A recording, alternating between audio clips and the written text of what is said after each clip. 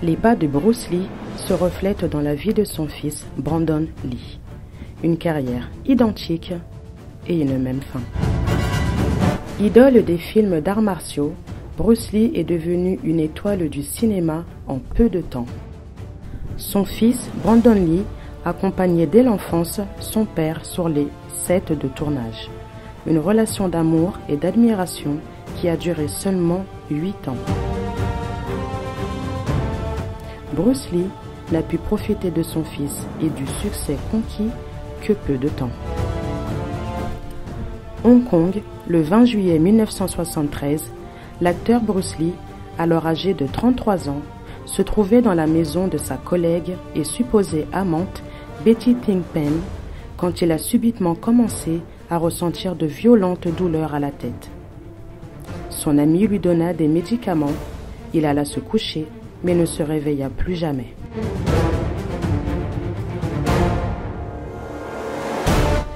Une mort tragique derrière laquelle se posent beaucoup de questions.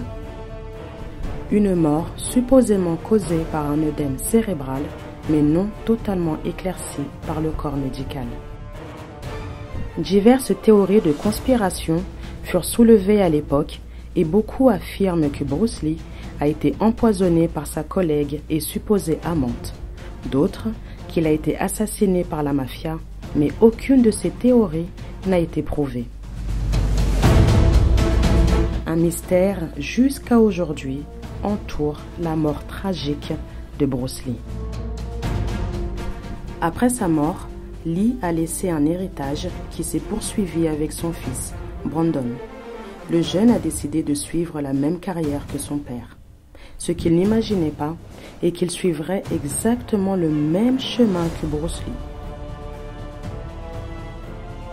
Une même carrière et une même fin. En 1992, l'acteur âgé de 28 ans a remporté le rôle le plus important de sa carrière, le personnage du film The Crow, Eric Draven. Mais Brandon n'a pas eu le temps de récolter les fruits de son travail. Dans la dernière étape d'enregistrement, Brandon Lee devait tourner une scène avec une série d'armes, dont une qui devait être remplie de fausses munitions.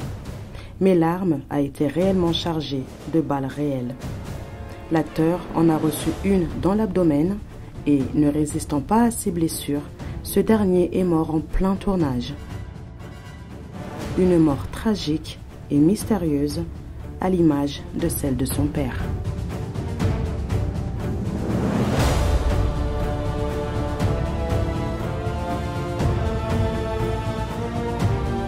En hommage au protagoniste mort pendant la scène, la direction du film a décidé de montrer la séquence à travers des substitutions en place de Brandon.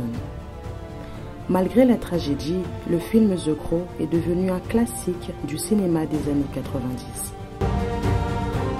Père et fils furent deux acteurs qui marquèrent l'histoire par leur talent et leur trajectoire, mais aussi du fait que beaucoup parlent de la malédiction de la famille Lee.